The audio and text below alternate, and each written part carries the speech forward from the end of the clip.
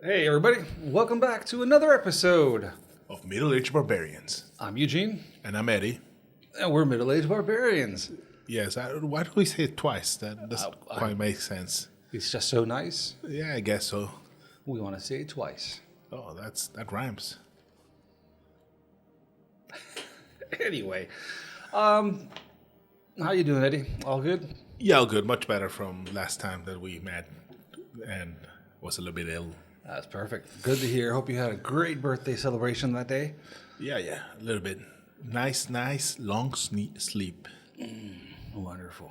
I don't sleep much anymore. Yeah, the kids and your... No. I mean, I just don't sleep. Oh, that sucks. I can't, man. I'm getting to that age where your body just doesn't want to sleep, I guess. I get up for work around 5 every morning. And then even on weekends, man, I'll get up at 5:36. Can't go back to bed. Just go downstairs, make a cup of coffee. And start doing something. Not much, but something. Oh, well, you had your sauces and your cooking, so that's good. That's a fun hobby. Yeah. But mainly, I get lost playing Minecraft. Oh, that's very cool. I kind of pretend to read, but I don't really read that much. That's what I do on those non-sleeping days.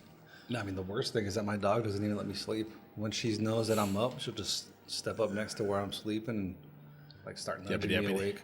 Oh my god.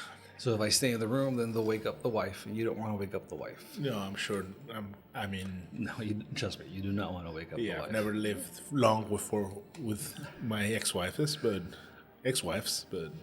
There's a saying, let sleeping dogs lie. I'm not saying, but you let them sleep. Yeah, Don't I guess bother so. 'em. Don't poke the bear is another one. That's a good call. Yeah. Anyway, hope you all are doing pretty good. I have a special treat for you today, Eddie. Sure. Bring it on. I was talking to the producers, and we were playing around with the idea of doing kind of like a comparison between old stuff and what's been happening with the old stuff. If there's anything new with the old stuff. Okay. Since this whole, bringing stuff from the past back is Yeah, the eternal nostalgia cycle, I guess. becoming very popular nowadays. So, excuse me. I don't know what we're going to call this series, because I think we can do a couple of them, because there's a bunch of old stuff that... That's interesting, yeah. But let's just call it, Where Are They Now? Okay. Or something like that. And I know this is going to be something that you're probably quite familiar with. Bring it. Have you heard of, and I'm going to try to say this correctly so you can't double entendre me, Maztica? Yeah, I have heard of Maztica. It's a very nice campaign saying.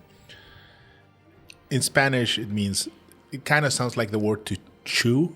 Yeah. Which is a euphemism for some other stuff. Yeah, you can mastica. Anything, yes.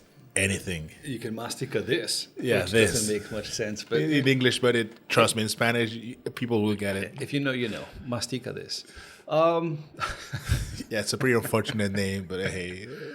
Well, I mean, Maztica is, and I did some doop research. I brought some information with me. I can kind of guess. I'm sure you can guess. Maztica, Aztec, Maya. Maya, Aztec, Inca. Yeah, it's a mix. Although they don't go any lower than Mexico, at least not in the description. But, Mayans were everywhere. Yeah, Not everywhere, but they were in Central. yeah. At the end of the day, all those cultures had more communication than one would assume because they had like a lot of emissaries. So there was actually some contact between the Inca and the Mayan, and thus indirectly with the Aztec. And as oh my god, yeah, the nerd. And as you might think, you kind of think of them at the same time, which is not really the case. When the Aztecs were predominant, the Mayan were already in decadence, and the Inca were also on their apogee, but the Mayan, which would have been the logical point, were not as prominent as they were back in the day. So it's kind of different, a little bit of different eras there. So, I personally never had a chance to play this. I heard about it years ago. One of our friends actually mentioned it a lot, Fernando. I don't know if Yeah. He used to just mention it, but we never played because this is an older system. This is back. It's the second edition, I think. Yeah, it's from second edition. It falls under like the Forgotten Realms umbrella, And it came out, if I'm not mistaken, 1991. That's a little bit. I wasn't even in Mexico in 1991. Yeah, that's quite a long time ago. Yeah. So the original set, kind of like what we're going to talk about is like what it was, and then see if there's anything new. Because at least with Maztica, there's a couple of interesting things that have been resurging in these past couple of days. And days is a very broad term. So it's a second edition book. There were 3 books actually. There was like the main one that brought the history. It brought a bit about the 3 different ages that this culture evolved in. Like the capital city, if I'm not mistaken, as well. They had like a really big capital, which is kind of you're standing for Teotihuacan or I think that's the one that they called Payit. Payit. Yeah, I think it's kind of a standing for or Machu Picchu or Teotihuacan all in one. Yeah. Yeah, it's the Mecca of pre-Hispanic culture. It's interesting because it goes through 3 stages of evolution or cultural advancements. Suns, if you want to go into pre-Hispanic, because that's a pretty common belief that the sun changes at a certain time, and that's a new era. I don't know that. Yeah. The game itself is actually described within its paragraphs as the pre-Columbian cultures of Mexico, Mayan and Aztec, in a what-if situation, taking into consideration that maybe the native cultures had not been completely conquered or overwhelmed by the invaders. The evil white invaders. Curses. Sorry about that one. Sorry, not sorry. Anyway, so there's 3 books. The first one, like I was mentioning, brings in the history, it brings in like a bunch of NPCs and player options, because remember, this is second edition, so it's not new classes, but actually class kits, which is weird. There's no mention of fighter, everything's a warrior. So it brings in 2 new ones, which we'll mention a little bit farther along. Magic in this game isn't exactly like medieval fantasy magic. No, of course not. It would make no sense because it's a different kind of breed, and there's not even really wizards. It's more like there's a cleric, and then the rogues themselves have different magical options. And I'm guessing something art related, maybe something with, I don't know, feathers or gold, because they were really good with gold. Actually, feathers. There's, how can I say this? I was going to mention it a little bit more ahead, but we'll get into it now. It's, I don't know if the correct term is a dichotomy. It's like 2 sides. It's a yin and a yang kind of thing. It's the jaguar and the eagle warrior. Yeah, there were set of different philosophies. Yes, of course. Because I mean, you're more scholar in these topics than I am, but I've always had the impression that like Mayans were always considered to be more. I'm not to say that the other ones were dumb, but the Mayans were more intellectual, more about astronomy. They were the first, if I'm not mistaken, the first culture to develop the number 0. The concept of 0, yeah, and they counted with a 20 system, which is very similar to the way we compute things nowadays, which is, yeah, they did a lot of mathematical things. They discovered the way the stars actually worked. That the sun at the center and the planets around. Well, I mean, we have close to us some architectural marvels, which really they are amazing things. The House of Dolls, Casa de las Muñecas. That's amazing. Which is like it's a Mayan architecture that every year, without a doubt, on the spring and winter solstice. Yes. If I'm not mistaken, the sunrise lines up directly with the center of the main house. It looks amazing, and the serpents that come down in Chichen Itza. Yeah, those ones are the equinoxes. That's Kukulkan, if I'm not mistaken. Kukulkan, the winged serpent, yeah. The winged serpent, Kukulkan. Yeah, the Quattles, speaking of the actual influences, the Quattles, the monster that's relatively, if you wonder where it came from, it comes from these cultures. Well, there was an Aztec called Quetzalcoatl. Quetzalcoatl, yeah, those are quite a handful, even some for Spanish speakers. Yeah. Quetzalcoatl. What was that from? That they'd always mention Quetzalcoatl. Oh, I forgot. Yeah, but it was like one of those old cartoons, like C-Lab 2021 or something. Yeah, but Fernando loved doing that impression. Yeah. Speaking of Tecaztlipoca, which is another mighty god. Those are Aztec gods. Yeah, those are the Aztecs. Actually, the Mayans, which I think is something that I find a really, really deep fascination for. The Mayans had a god that was dedicated to suicide. Yeah, Ishtab. And the underground for the Mayans was Xilbalba. Xilbalba, yeah, and the leader of Xilbalba is called Apuch. So there's a lot of cool. And if you guys have not read into Mayan cult. pre-Hispanic like mythology and gods and deities and lore, check it out. Yeah, Norse mythology ain't got nothing on pre-Hispanic, pre-Columbian mythology because a lot of it it has to do with rebirth. So it actually kind of makes sense for D&D because, yeah, if a player character dies, if he goes enough rituals or hells, he can come back. It makes perfect sense in like the culture. Yeah. So it's kind of cool. Like I was saying, the first book goes through 3 different eras. The first one they call the Immortal Era. The second one is the Golden Age of Payit, which is this big central mecca hub of advancement. And then at the end, the third part is called the Dawn of Nixal. The first part deals a lot with the origin of man, that kind of whole mythos that's in usually most cultures has one. But here, and I caught on to this one because at least I've been fortunate enough to know a little bit about like the culture close by. The book Popol Vuh, Of course. Yeah. which is the whole like origin of man in Mayan culture, and they leaned heavily on this. They like were made of corn, like in the Popol Vuh. At the end, yeah, they went through 4 phases. Like they started with mud, they went to wood, they made them out of gold, which is like what they added there, and then the last one they call maize, which is corn, maize. Maize, yeah. Oh, so I'm guessing those. But they spell it different. It's not maize, M-I-Z-E. It's M-A-Y-Z. It's a special corn. Oh, it's like the corn from Payit. It's not the corn from the actual. This is a special maize. Oh, that's cool. Oh yeah, and because I mean the Mayans started with mud. Well, actually, what I read, because I looked into it a little bit more, is they started with the animals, but the animals couldn't worship them. So then they wanted something that could actually make them feel better, because we all know deities are very egocentric and needy.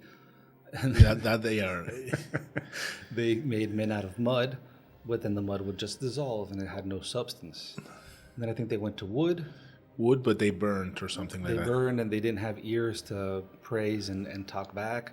So then they finally using a mixture of water and corn, and then perfect man was made.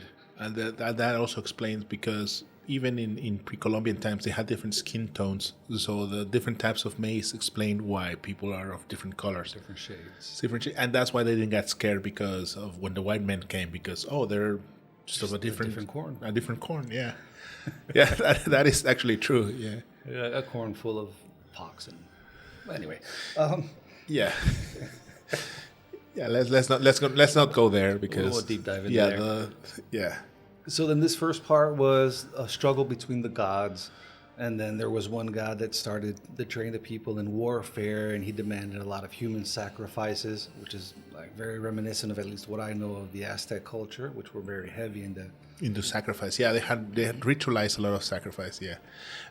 If I'm not, there are some archaeologists nowadays, they say the Spaniards kind of exaggerated a bit how much sacrifice they made.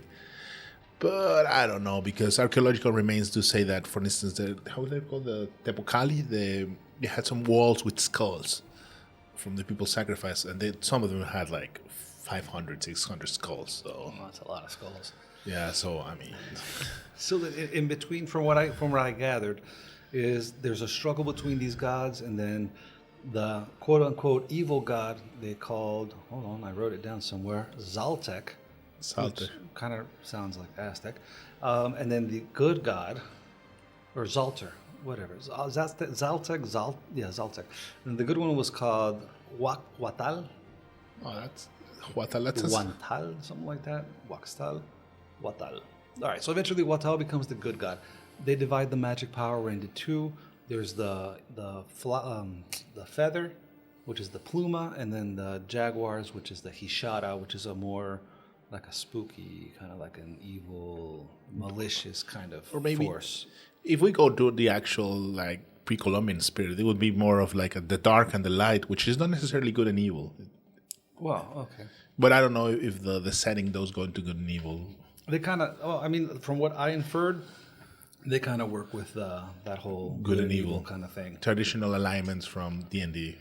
So it gets to a point where this evil Zaltec had 10,000 warriors come to the main temple and actually kill themselves on this temple and sacrifice themselves. And they describe it all covered in, I don't know if we can talk about this kind of stuff, but let's say a red sticky substance that exudes from wounds. and then Coatl finally comes over and goes back and fights with him, and he prevails. And then this brings forward the golden age of Payit, which is the second time where, prosperity, humanity advances, a lot of technological advancements, science, agriculture, astronomy, roadways, everything flourishes. And this goes on for a while, and then they say that the breaking point is when there is a princess, which is the most beautiful woman anybody has seen. She was raised to be the most perfect princess. And then she was going to be married to, I don't know, like a half brother or something. And then there's another prince from another like neighboring faction or persons that wants her. So obviously this is kind of like a man wants forbidden fruit, and a fight ensues, and the whole bloodshed brings back war, because while these people in Payit were advancing technology and science and everything, the other ones were more focused on actual warfare and being more savage and more violent. So then they fight, and he takes her, but then she dies and he dies, and it's a whole, I don't know, like a tragic comedy, romantic, Shakespearean ordeal. Very reminiscent of the Odyssey with Paris and Helen of Troy. Helen of Troy, yeah. Yeah, that's what I mean. It's like that kind of, I want this that I can't have, and I'm going to take it, and it's going to cause a fight. You know what I just remembered? They even mentioned, I mean, this isn't really related to Maztica, but when I was reading the Popol Vuh, there's a flood mythos. Yeah, of course. I was surprised. Yeah. And I know it's not It's not exactly the only same. Judeo-Christian, but it's like the gods made the mud, it didn't work. They made the wood, it didn't work. They flooded everything, got rid of all of them. And then they did the maze. And they did the maze. I'm like, oh my God. So it was commonplace back then to just flood everything and get rid of people you don't like? Yeah, I mean, probably it's because when you see the natural phenomena, well, water, fire, they're like supernatural. You cannot control them. So maybe. That's what we need, man. We need a lot of rain. Well, like Soundgarden said, yeah, Black Hole Sun, won't you come wash away the rain? Yeah, speaking of middle age. Yeah, Soundgarden. That's another one. No, Soundgarden. Yeah, it's Soundgarden. Yeah. What am I thinking of? Yeah, Black Hole Sun is from Soundgarden. That's Soundgarden, but there's another one that I always. Fool's Garden was another one that I always confuse that's the names for. a good band. Yeah. Okay. Anyway, trying to get back on topic. Yeah. So there was this whole ordeal between the prince and the princess, and then that ends the golden age of Payit. Payit. And then in comes the dawn of Nixal, which is like another band of people up north. They don't describe them as like, let's say, the equivalent of a conquistador, because they're not like the white devil in armor, but they're like a different, dirtier tribe of people. They're more savage kind of, and then they come down and they it sounds like Payit is more equivalent to the Maya and Nixal to the Aztec. Would be more up toward those savage. Yeah, well, the Aztecs were definitely more violent, and they, similar to the Romans, who kind of aped everything from Greek culture. Same thing with the Aztecs; they took everything from Olmec and Maya culture.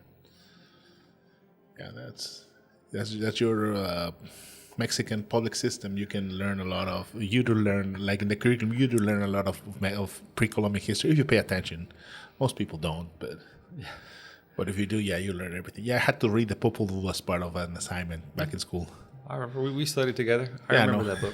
Yeah, I remember the pages were all stuck together. It was weird. Yeah, it was kind of miscut. Well. So it was you had to cut it because it was a pretty bad edition, the one they gave us. But yeah, but it worked. The words were there. Yeah, there we go. So I think that's kind of interesting. I mean, obviously this is like one time and place in the Forgotten Realm. So I mean, you could maybe mix this up with other settings and other types. Yeah, like a Maztican warrior going to, I don't know, to city in the center of Faerun. That would be interesting. Or to the Underdark. In the Underdark, you have a tribe of people from Payit. Like, what is this? What is this? Yeah. So it's cool, and like going then further on, they talk about like races that are in the game, and they do mention that it's mainly like humans But I'm guessing they have like different ethnic differences from the Paitians to the Nexians. Yeah. I'm Each guessing. I don't know what you call them, a tribe or each subculture. Let's call them peoples too. Each different peoples had their own modifiers or modifications and backgrounds and stuff. But then, like the other races, they mention halflings, but they say that halflings are like more in the jungles. Oh, like a Lucius maybe. Yeah, exactly. Like the Aleutians. That there are dwarves, but for some reason the dwarves that used to live in an underground like cavern system and tunnels and stuff, when it flooded, they had to leave. And they ended up living in a desert, which I found really weird. Yeah, there are no deserts. Oh, well, there are deserts. Up north, there's a bunch of deserts. I can just imagine dwarves in the middle of the desert under the sun cooking and getting all upset. Cowboy dwarves. So that, and then no elves, no mention of elves, thankfully. That makes sense. I don't like elves too much. And then even like maybe half orcs, like toward the end of the timeline, could probably appear. Was actually what the book said, which I thought was interesting. Yeah, they're probably maybe mechanically they're half orcs, but they're like, I don't know, a cursed sort of species or some of the descendants of the dark god or something like that. Yeah. That was cool. Like I said, the classes, this is second edition, so we don't have like the plethora of classes that we have now. It was mainly limited to warriors, priests, and rogues. And then the warriors, they added the two kits. The jaguar, which was like a real noble paladin kind of. Paladin-esque, yeah. Yeah, taking away the Judeo-Christian values. It's like a more holy rank, high noble-born warrior. And then they had the... No, I'm sorry, I'm getting confused. That's the Eagle Warrior. The Eagle Warrior was the noble hybrid warrior. And the Jaguar would be the more skirmisher and the more like battle-hardened, bloodied sort of warrior. The fighter. They had a whole bunch of deities and priests. I didn't really read into it a lot, but it seemed like they revamped like local gods and... Yeah, probably the whole shebang of everybody should be there. Yeah. Because there are a ton of... Yeah, those pantheons are huge. Yeah, they are. They both are. Yeah. I hear you have, King's the sun god, you had Chak, the rain god. Well, remember, it's not actually just one Chak, it's four of them. What do you mean? Chak is not one deity, it's four. It's one for each cardinal point. I mean, it's kind of like the Judeo-Christian Trinity. It's four gods in one. Okay, I didn't know that. Yeah. So the North Chak, the South Chak, the East and the West Chak, they're sort of different, but they're the same. That's cool. I didn't know that. Yeah, it's pretty... I mean, you mentioned four, and I know that the way the world was held up was actually like the roots of the ceiba tree. Yeah. But it's actually people that are holding up the corners of the world under those trees or something like that? Yeah, the Chaks are the ones who hold it. Oh, that's the same thing? Okay. Yeah, which is also the god of rain. Okay. And then literally underneath was the Shibaba, yeah. Shibaba. Yeah, that's Mayan. On Aztec mythology, I'm not so sure because, again, the area we live is more of a Maya area, so in school they thought of that less than Aztec culture. But well, I mean, there've been a bunch of movies lately. I mean, granted, they're more kids' animations and stuff, like The Book of Life, and yeah, they deal with a bunch of those, like the gods of death, the gods of war, and the underground and all that. I think it's quite similar. Yeah. Like I said, the Aztecs were more barbaric, so they similar to the Romans. They borrowed everything. Yeah. Okay, so that's kind of interesting. So yeah, there's the two new like schools of magic, but they're more for rogues, which I found interesting, like kits for the rogue. Yeah, everything is very picturesque. If you see it, like similar to, I don't know if you've heard, I forgot which North American tribe this is. You've heard the legends of Coyote. No, I have not. Coyote, he's like a trickster god, and he's very roguish. He metamorphoses and he changes forms and everything, but he's kind of a rogue, and he has no determinate gender. So sometimes he's male, sometimes he's female. It's female, and everything changes. And yeah, pre-Columbian cultures are similar in that aspect. They're very tricky. They love trickstering. They don't like their heroes like, I don't know, like, yeah, kind of, when even Odysseus is kind of tricksterish, but they don't like their hero, like Achilles, that are, yeah, I'm badass, I'm super strong. No, they're more like witty. So they're like Loki. Kind of like Loki, yeah, very, sometimes, yeah, morally ambiguous as well. They're not always like heroic, stereotypically heroic. I hate, but I love doing this. take a little sidestep. Have you watched the Loki series? I watched the first season, have not watched the second one. I can't get into the second one, and my main grief is sorry about that. My main grief is I don't know what they're doing with the character. His character has, at least for me, changed so much Doesn't make any sense. that I don't even see Loki anymore. It's just, I don't know, like a guy that's there. Watch it and let me know. We'll talk about that later. Yeah, we should. Yeah, I kind of watched half the first episode and it didn't hook me in, and I left. I haven't been seeing that much media, anyways. Yeah. But I'll give it a shot. Yeah. Or watch one of those summaries online and see, because it's weird, man. I mean, you guys let me know if I'm just not understanding something, but Loki wasn't a nice guy. He was always very in for himself. Yeah. Even when Odin died, he took his place. He was doing stuff. And I'm referring only to the Marvel Cinematic Universe. I don't know about comics. I don't know about like back along mythology, and not even Loki and Ragnarok, God of War, or the Atreus, which was his son, which turned out to be Loki. No, I'm talking about the Loki from MCU. Yeah, Tom Hiddleston. Yeah. Yeah. And he's turned into like this wishy-washy Hero. Yeah, and I don't like him. That's why I stopped. I was watching with my wife because we're very excited about Deadpool 3 because they're bringing in like stuff from a multiverse, and even the Time Cop people from, what was it, the ACT or I forget what the group is called. These people that watch time. So I was like, all right, I saw the door open up and the officers come out of the door in the trailer, so let's watch the second season and see what happens, but I can't get through it. Anyway, sorry about that. And what I loved, they included a weapon. A Macahuitl. Yeah, they just call it Maca. Yeah, because Macahuitl is like... That's a very weird name.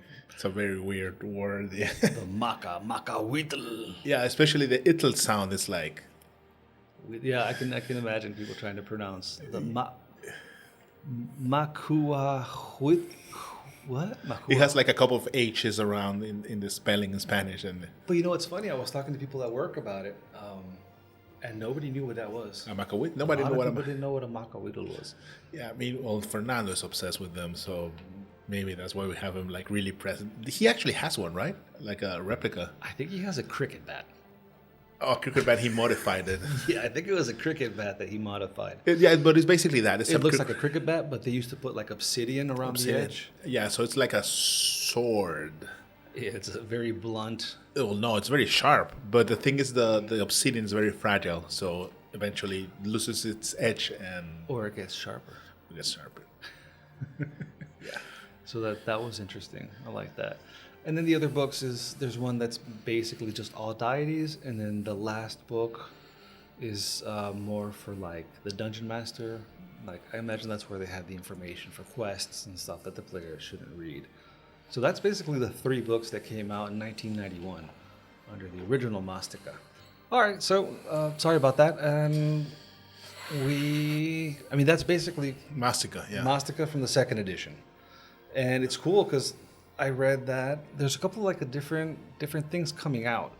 I saw one where they were doing Payit, but like a domain of dread. Oh, that's cool for Ravenloft. Within Ravenloft. So I'm thinking it's where, I'd have to like look into it a little bit deeper. But with what I read of the original story, that part where the prince goes after the princess and everybody dies, that is primo domain of dread material. Yeah, and especially if you come from like, imagine you're like from a domain, like more civilized domain, like Renaissance level domain, and you go here and see this kind of savagery, barbarity, but with a certain violent beauty, so to speak. So I think that I'll have to look into that. I don't know if that's already come out. It's like third party, it's homebrew. This isn't officially licensed or anything. I mean, not as far as I know. It's under open game license. Yeah, I'm guessing this is sort of it's not a particularly well-seeked property. No. However, and this is where I will defer to your expertise, because I know you are, at least compared to me, you are the magic buff. A little bit. I mean, not as much as Evil Producer, but you're into it. Yeah, definitely. This is excellent.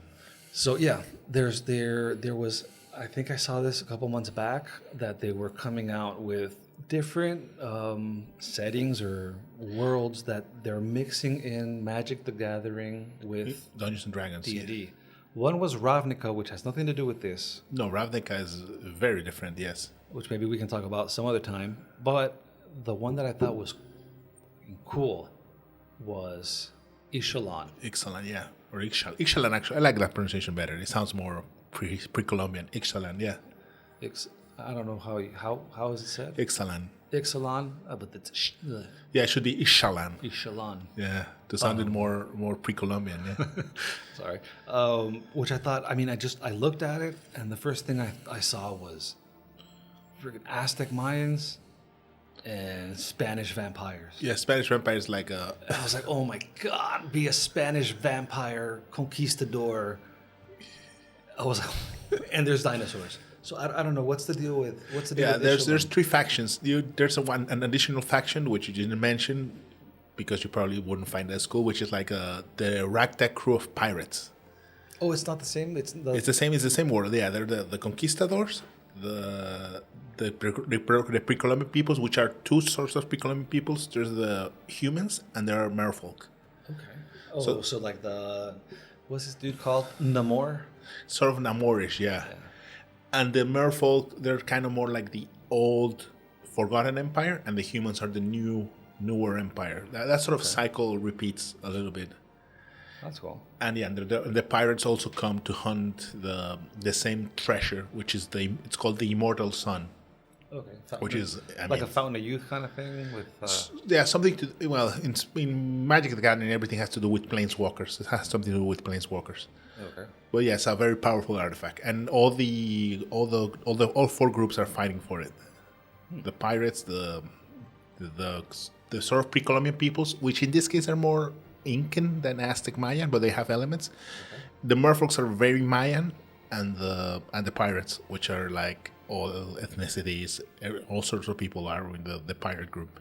Did you see that movie with Namor? No, I haven't seen it. Oh my God! Wait, remind me the name. It's it's the Black Panther, kind of whatever, isn't it? Yeah, it was that one. That was cool. I mean, yeah, I saw the designs that were very, very Mayan. Oh, they recorded it here, if I'm not mistaken. Yeah. And Namor is a Mexican actor, so. Yeah, and I mean, the only thing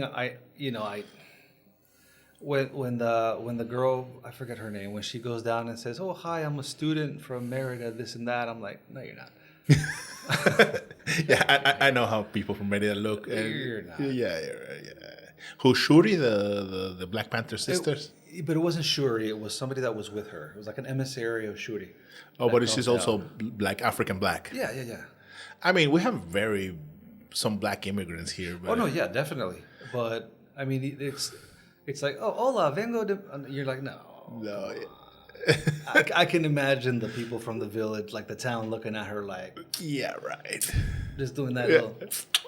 That's very from this region. That sound like. Okay, sure. But still, it was interesting. I loved seeing the representation, in a sense, of the local, the towns and the people. Yeah, I've heard they actually consulted with archaeologists, which makes sense. I mean, this is one of the, just so you know, a little gossip behind the scenes on one of the most powerful Mexican secretariat is the Secretariat for the Institute for Anthropology and History. Everybody wants to come here to work ruins because first, Mayan ruins are interesting. They're fun. And we're not like in any inhospitable hellhole. Like, for instance, the ruins of the Revolutionary War, they're in the desert at the north. Nobody wants to go there. It's narco territory, and it's hot as hell. It's literally... Well, I mean, it's not cold down here. Yeah, it's not exactly cool, but it's kind of refreshing. I prefer mosquitoes to narcos. Yeah, mosquitoes better than narcos. So, yes, and so forth. And yeah, a lot of the archaeological digs, they're very, I mean, we're close to the beach, very good food. If you go to a place like Tulum, man, you're set. It's beautiful. Yeah, it's beautiful. And yeah, so yeah, they're colored. So yeah, Mayan ruins are very studied. There are a ton of archaeologists, sorry.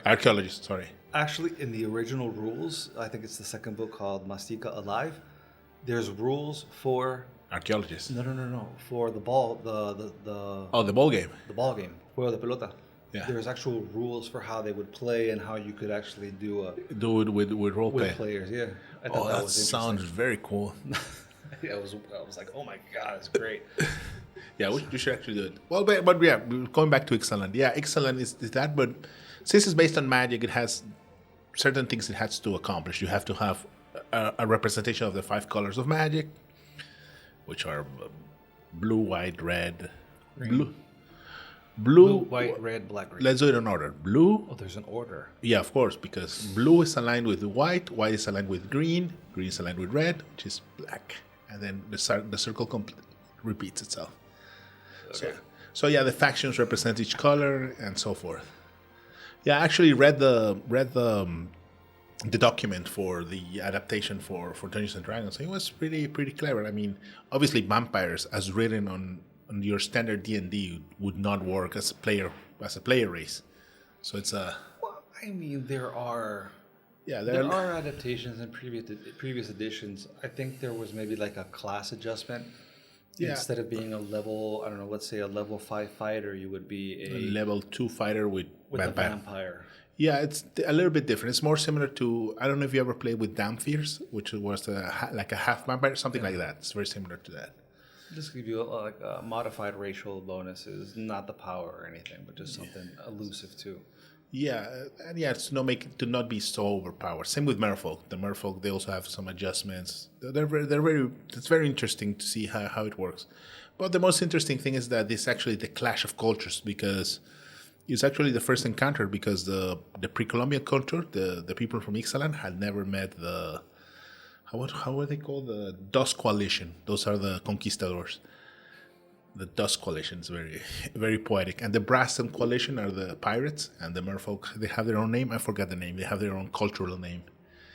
And yeah, they all fight for the immortal sun, and they clash. This is the first time those cultures meet. Well, not the Merfolk and the Ixalatians, no. They have met before, but the other coalitions, They're brand new. they're brand new in Ixalan.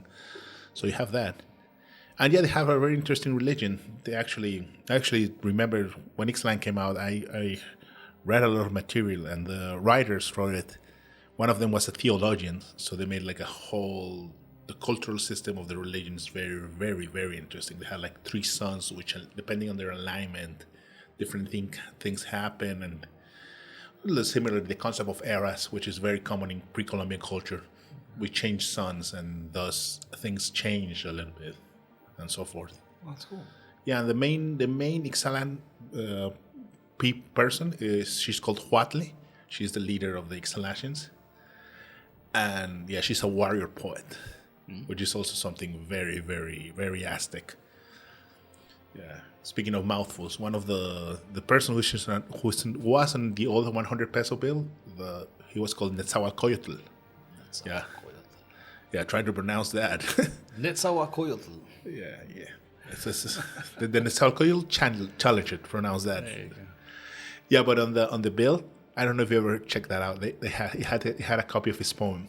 I'm friend of my what's in Spanish? I am friend of man. It's a very famous poem by Nezahualcóyotl. I'll have to check it out. And they had it both in Spanish and in Nahuatl. That's cool. Yeah, that's very cool. So, Yeah, but you had to read it's like this big. it's real tight. I mean, I'm sure I can find it larger online. Yeah, you could probably see it. Yeah, or with a magnifying glass or your cell phone, like magnified with the cell phone. That's why. But yeah, those adaptations are there. So yeah, and I'm guessing it's kind of a good substitute to Maztica, but it lacks a little bit the. Not being in Faerun does change things a little bit, because. I mean, I don't know how. I mean, the idea of Paiute as a domain in Dread, like going back a little bit to Ravenloft, which I'll always go back to Ravenloft. I love the idea, but I don't know.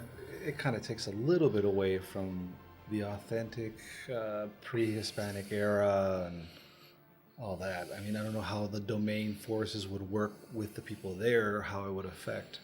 Yeah, how much beauty can we have there? Because it was a very violent era, but it's also even the conquistadors noticed that the streets were very clean, the buildings were magnificent. I mean, so colorful. They wrote about that even that, and I don't know if you know this, but the conquistadors didn't really win just by warfare. They kind of won with disease. They came in with their with their pox and their viruses, and Yeah, and that's how they the killed. immune systems weren't up to par, and Yeah, that's why the Aztecs kind of got. they got. Yeah, and the Mayans survived because since they lived in the jungle, it was the other way around. Similar to the conquest of Africa, dengue killed a lot of Spaniards. Wow. Yeah, so that's also some very interesting how things change. Yeah, do you think it would be good? You could represent disease in that way in D&D, I'm guessing. Well, I mean, I don't know if the mechanics of disease are that good to justify this sort of stuff. I think the problem would be the presence of like divine magic, because that's where you have remove disease, remove plague, and all this kind of stuff, which could not exist. Maybe the gods in this area just don't care, or you wouldn't have the power to pull in that force from your. Yeah, maybe there's the conquistadors come with the god of disease, which counters the healing gods from this side. Yeah. That'd be interesting. That'd be interesting how to do it, yeah. Or maybe, yeah, the different sort of divine magic that exists here is not that good with disease or something like that. Yeah, you had to do some interesting adjustments if you were to do something of the sort. That's cool. Yeah, how would the Aztec gods fight I don't know, Saint Cuthbert against Tezcatlipoca? How would that work? Or you could have a divine avenger Maca. Yeah. Macahuitl. +5 Vorpal Macahuitl. Oh, that would make perfect sense. Macahuitls were able to cut limbs. I'm sure. Yeah, those things. It's not just it's the edge. What I had tried to say before a little bit wasn't that they were as so much blunt as they were a blunt force with. It's like a combine. Yeah. If I don't cut you, I'm gonna break you. Those things were crazy. But it was very interesting because speaking of human sacrifices, most cultures, they wanted to capture their enemies to sacrifice them to the gods. So you had to be a little bit. You can maim them, but not kill them outright. Yeah, interesting times. I mean, just I don't want to carry on too long, but there was a spring ritual? Was it a spring ritual or festivity with the Aztecs? Yeah, the Floral Wars. Yes. Where it was literally taking out people's hearts while they were still alive. That would be for Tezcatlipoca. Yeah. And they take the heart out and then they skin the person and they wear them they wear the skin representing the change of spring. Yeah, Tezcatlipoca, which is one of the most violent gods, was the god of spring. I'm laughing because all I'm thinking about is an Edgar suit. Yeah, but what they did is the human sacrifice. They lived like a king for a year, so it wasn't all bad. I mean, there was a little bit of give or take there. Yeah, I don't know if I'd like that take.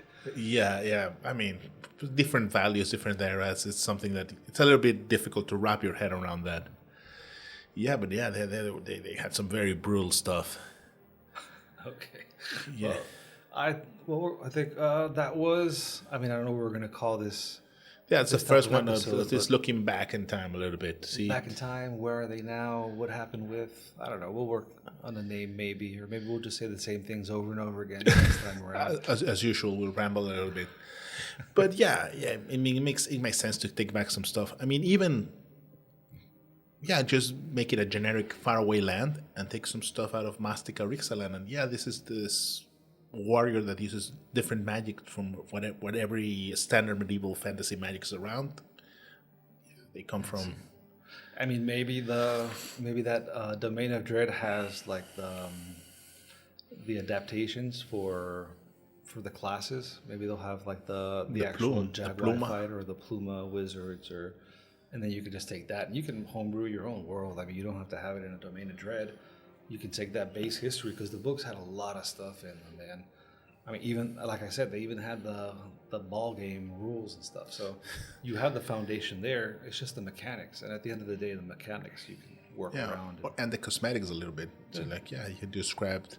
I don't know if you noticed. The reason they have like a ton of piercings is that they sacrificed pain to the gods. No. So they had like these really gnarly piercings in their noses and their.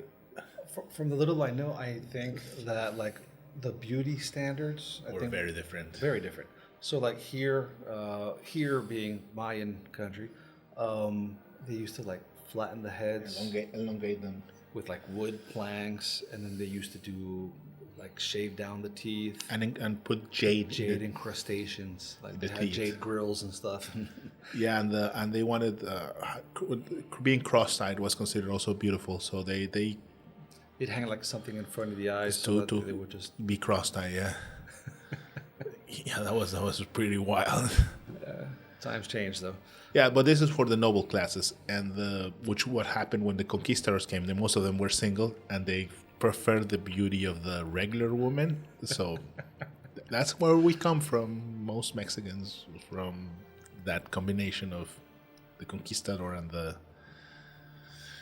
woman, or the many peoples that came here. Because especially, for instance, here in Yucatan we have Koreans, a lot of Korean blood. There's a lot of Asian influence here, a lot of European. A lot of European, a lot of Arabs. Oh yeah. Oh yeah, a lot of Arab. You would know that firsthand, I guess. That's his wife is of Arab origin. Mixed, yeah. Yeah, well mixed. Yeah, nobody here is like pure. I mean, look at me. I also probably have some Arab blood on me. Dude, I could pass as a Spanish vampire any day of the week. Yeah, that's you. Anyway, all right, guys. It's been a pleasure. Yeah. So maybe next time, I don't know. We'll have to figure out which other old campaigns, like Dark Sun. Whatever happened to Dark Sun?